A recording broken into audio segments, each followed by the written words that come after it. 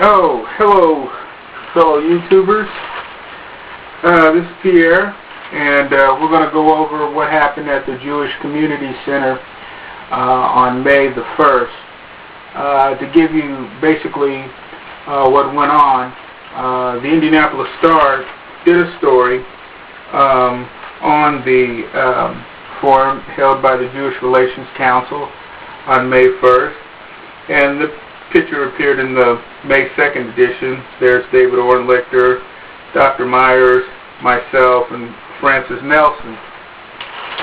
And basically, what I said at the forum was that, one, I believe that we had a fraudulent election here in 2006, and I'm going to do another video on that. I'm not going to get into it right now fully, but I don't believe Ms. Carson won that election in 2006, and I don't believe I came in dead last in that primary. But when the forum started for the Democrats, I was the only candidate there that acknowledged that on May 1st it was Yom HaShoah, or it was Holocaust Remembrance Day on May the 1st. It was also the Day of the Ascension and National Prayer Day. And then I went in and told the folks why we needed prayer in this town. Caroline Mays did not come.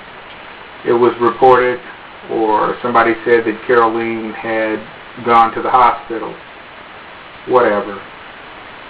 Whether she went or not, who knows? I knew Caroline wasn't going to show up because Caroline Mays did not want to respond to any questions or make any rebuttals.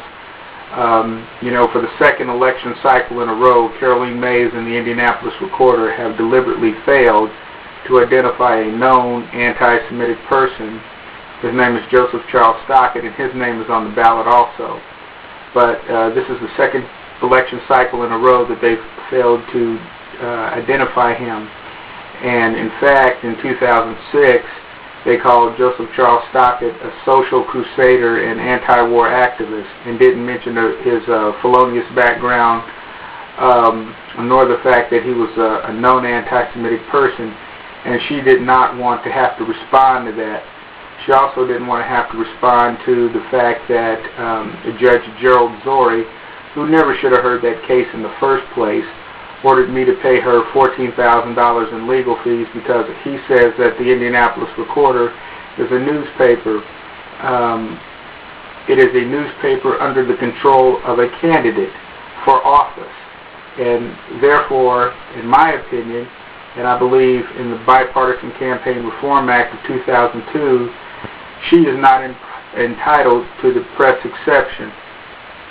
So that's basically what went on at the forum. And I told them in my closing statement that I did not want to live in a city where court files go missing because Carol Bradford and Doris Ann Sadler destroyed my court file in 2006. That court file had been missing for a year when I ran for Congress. It's still missing. And I also told them that I didn't want to live in a city where election results look funny and are fraudulent.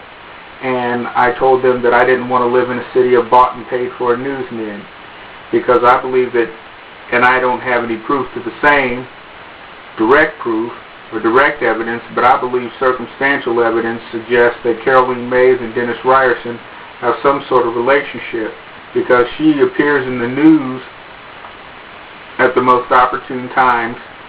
I got to shoot a free commercial over at Channel 8 because Jeff White, station manager, left her on. Friends, and I can't be making this up. This is all verifiable. He left her on for 4 to 5 weeks after she became a federal candidate. Now, why did he do that? Do they have a financial relationship? That's what the local FBI office needs to be looking into. I believe she ran a voter suppression scheme, her and the Marion County Democratic Party, I believe they ran a voter suppression scheme against me in 2006. They targeted the black community with that newspaper, and I believe it's a violation of the 1965 Voting Rights Act. So, and the political parties owe her big time. So, Andre, Woodrow, and David, you better be very vigilant come this Tuesday. And I'm going to leave it at that because I got to cut these videos off.